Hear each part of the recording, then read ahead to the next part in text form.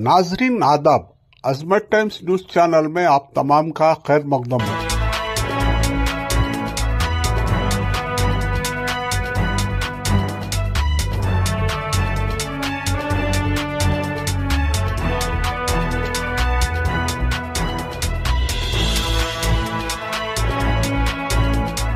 सदर मोहतरम मोअज़्ज़िज़ सामीन, ख़वातीन फ़हशार, आज बड़ी खुशी और मसरत के साथ मैं 33वां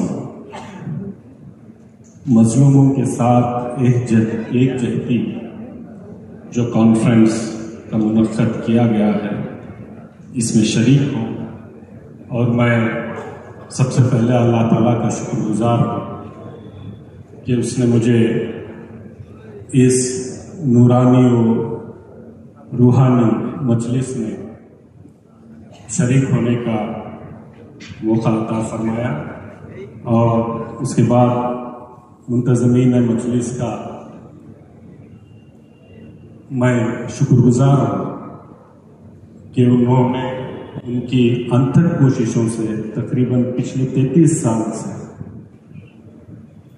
पूरे हुस्न खूबी के साथ ये रूह अफ़ज़ा मजलिस का एहतमाम करते आ रहे हैं और सारे मुंतज़मीन का शुक्रगुजार हूँ, ममनून हूँ, बिलखुसूस जनाब आगा सुल्तान साहब का कि उन्होंने मुझे यहाँ पे मदऊ किया और मेरी इज़्ज़त अफ़ज़ाई की।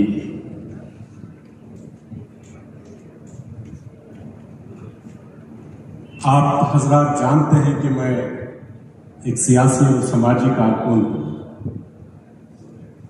और मैंने ये दावतनामा इसलिए कबूल नहीं किया था कि मैं यहाँ पर आकर एक लंबी चौड़ी तकरीर कर सकूँ, बल्कि इसलिए कबूल किया था कि आप सबके नूरानी जो जज्बाती स्पीचेस थे उससे मैं मुस्तफ़िद हो सकूँ। हज़रात, शायद ये आसमान गवाह है, इस आसमान ने देखा कि हजारों लाखों साल से न मालूम इस आसमान ने कितने हक और बातिल के मारिके देखे होंगे, जिनमें हजारों लाखों लोगों ने हक के लिए अपनी अजीज जानें कुर्बान कर दी होंगी।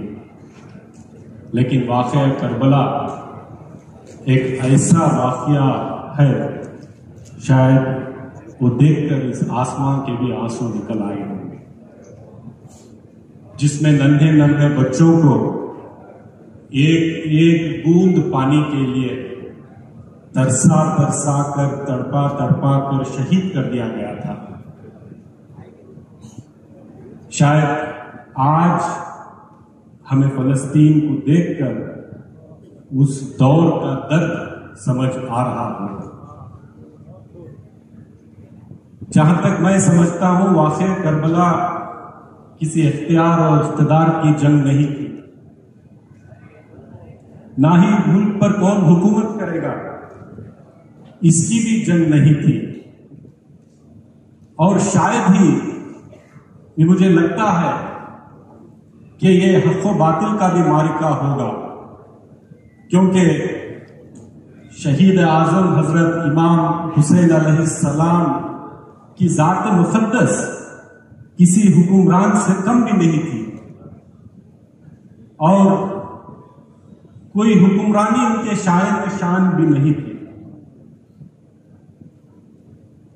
अगर आप यजीद के हाथों बैयत कर लेते तो शायद आपकी और आपके अहले-यार की जान बच जाती, ना सिर्फ जान बच जाती, आपको मालो दौलत से माला माल कर दिया जाता, बड़े से बड़े ओहदे पर आपको बिठा दिया जाता और बड़ी से बड़ी जायदाद आपके नाम कर दी जाती। लेकिन आपने ऐसा नहीं किया, आपने यजीद के हाथों बैयत नहीं की। क्या वजह थी कि आपने यजीद के हाथों बैयत नहीं की? उनकी वजह ये थी कि यजीद का जो नजरिया है आपके नाना जान हुजूर सल्लल्लाहु अलैहि वसल्लम के नजरिए से मुत्तज़ाद था। यजीद का जो नजरिया था और आपके नाना जान हुजूर सल्लल्लाहु अलैहि वसल्लम का नजरिया था, वो बहुत अलग था। आपके नाना जान हुजूर सल्लल्लाहु अलैहि वसल्लम का नजरिया इज्तिमाई निजाम का क़याम था, जिसका मरकज मस्जिद थी। यजीद का जो नजरिया है वो मुलूकियत का क़याम था, जिसका मरकज दरबार शाही था। आपके नाना जान हुजूर सल्लल्लाहु अलैहि वसल्लम का जो नजरिया था, जिसका मरकज मस्जिद थी और जिसकी बुनियाद बाहमी मशवरा था, लेकिन यजीद के नजरिए की बुनियाद आमीरियत थी, बादशाहत थी, डिक्टेटरशिप थी। यह आपको खतः मंजूर नहीं था। अगर हमें वाक़या करबला के फलसफे को समझना है तो हो सकता है उसके पस मंजर को, उसके मुहारिकात को भी समझना जरूरी है। उसके बगैर वाक़या करबला के फलसफे को हम नहीं समझ सकते। मैं ये समझता हूं और हम सब जानते हैं कि शीई साहिबान और सुन्नी हजरात के जो बीच मैं नहीं समझता कि कोई उसूली इख्तिलाफात हैं, ना ही कोई दीनी इख्तिलाफात हैं। शीई साहिबान अल्लाह को और उसके रसूल को मानते हैं, वैसे ही सुन्नी हजरात अल्लाह को, उसके रसूल को मानते हैं। शीई साहिबान का ईमान भी कुरान पर है, सुन्नी हजरात का ईमान भी कुरान पर है।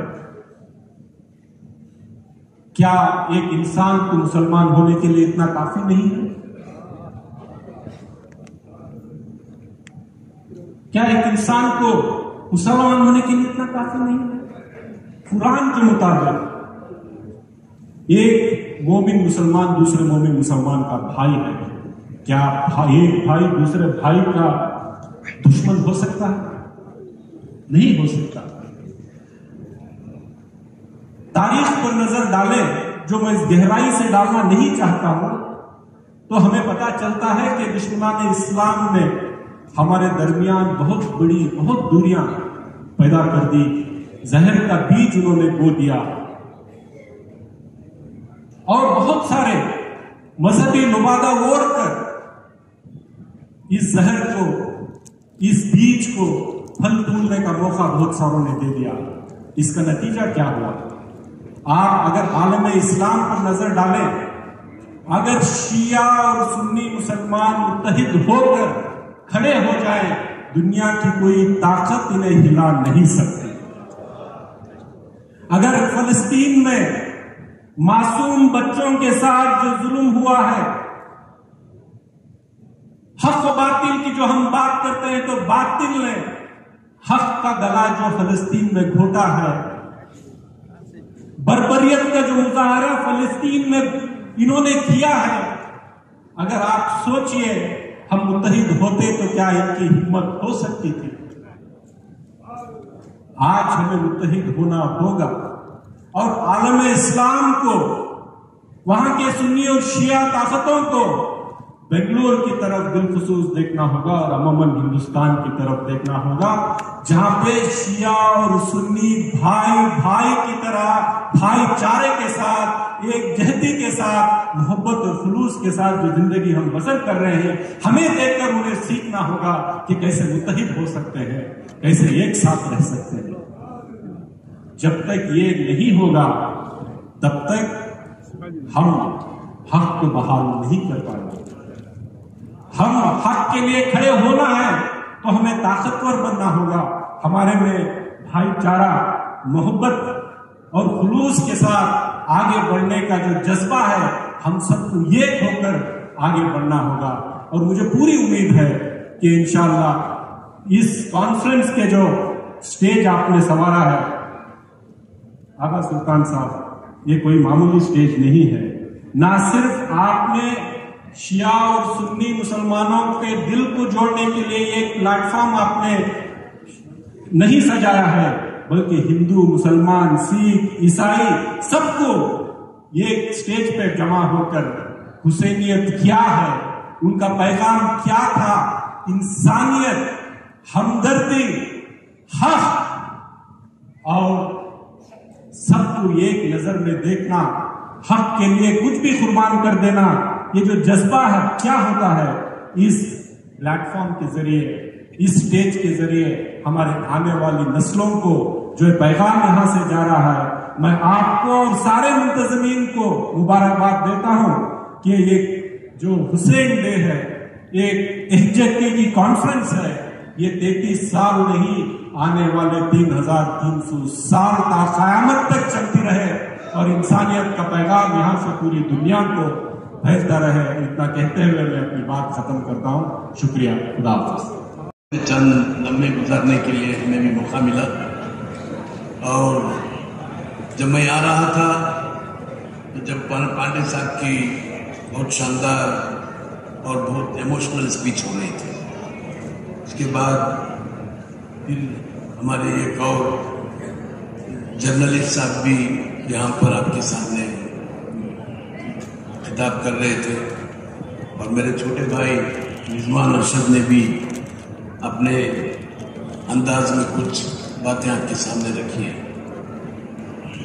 मैं बस चंद आपका वक्त लेना चाहता हूं, सिर्फ चंद लम्हे। अभी जो हमारे हाल में हमारे अंदर जो हालात गुजरे हुए हैं, हिंदुस्तान की बात नहीं कर रहा हूं, जो मामला हमारे सामने आया था यूएस और ईरान के बारे में, मैं समझता हूं कि बहुत सारे लोग, आप मॉर्गन फ्रीमैन एक फिल्म एक्टर है और फिल्म प्रोड्यूसर भी है, उसने उसकी एक स्पीच आप लोगों ने सुना होगा। उसने कहा था, उसने बताया कि US, United state of America super power कहलाता है। उसने ये बताया था कि यूएस ईरान से क्यों डरता है, मौजू उसका यह था, यूएस ईरान से क्यों डरता है, और उसने काफी सारे वजूहात बताए। उसने ज्योग्राफिकल पोजीशन जो ईरान का है उसके बारे में भी बात की, और अल्लाह ताला ने ईरान के अंदर जो नेचुरल रिसोर्सेज दिए गए हैं उसके बाद भी, उसके बारे में भी बताया। और उसके साथ साथ उसने ये भी कहा कि इनका जो बिलीफ है, उनका जो फेथ है, उनका जो मतलब जो कुर्बानियां हैं, करबला की याद दिलाई और करबला की जो कुर्बानियां हैं वो देखकर वो आज भी एक जिंदा कौम है। इसी वजह से यूएस ईरान से डरता है। तो एक बहुत बड़ी बात है, जो यूएस का सिटीजन है, फिल्म प्रोड्यूसर है, फिल्म एक्टर है, उसकी जुबान से अल्लाह ताला ने इन अल्फाज को निकाला। तो आप लोगों के अंदर मैं समझता हूं कि अभी कभी कभी दुख भी होता है कि हम तकरीबन 56 कंट्रीज ऐसे हैं इंडिया, हिंदुस्तान, वर्ल्ड के अंदर जो इस्लामिक कंट्रीज कहा जाता है। 56 कंट्रीज होने के बावजूद हर दिन हम लोग गाजा के बारे में देखते हैं, गाजा में जो गुजर रहा है वो हम अपने आंखों से देखते हैं। मुझे लगता है कि गाजा जो है आज का करबला है। वो लोग, वो नौजवान लोग आज भी इस्लाम को जिंदा रखने के लिए हर दिन कुर्बानी दे रहे हैं और हर दिन इस्लाम का झंडा ऊपर उठाकर उन लोगों से साथ लड़ रहे हैं। तो कभी कभी अफसोस भी होता है कि जब देखते हैं कि अखबारों में आता है कि डोनाल्ड ट्रंप कहाँ कतर गए थे, वहां के जो बादशाह हैं तकरीबन 8,000 करोड़ रुपए की प्लेन उनको प्रेजेंट किया था। ये देख के बड़ा अफसोस होता है, एक तरफ एक 8,000 करोड़ रुपए की प्लेन प्रेजेंट किया जाता है, एक बाजू में ही उनका मतलब गाजा की हालत उनके सामने है। तो नहीं मालूम अल्लाह ताला उन लोगों को कब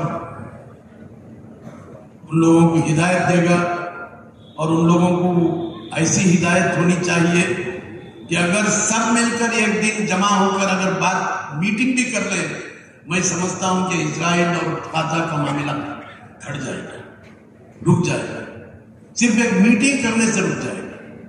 इतनी ताकत आप लोगों के अंदर है, इतनी ताकत अल्लाह ताला ने आप लोगों को दी है। बस अफसोस की बात है, और दुआ गो हूं अल्लाह ताला से इन लोगों को हिदायत दे। बस आज यहाँ पर हर साल की तरह इस साल भी आगा सुल्तान साहब ने मुझे यहाँ पर बुलाकर आप लोगों से मिलने के लिए एक मौका अता किया। मैं आप लोगों का और आगा सुल्तान का मशकूर हूँ। अल्हम्दुलिल्लाह, खुदा हाफ़िज़।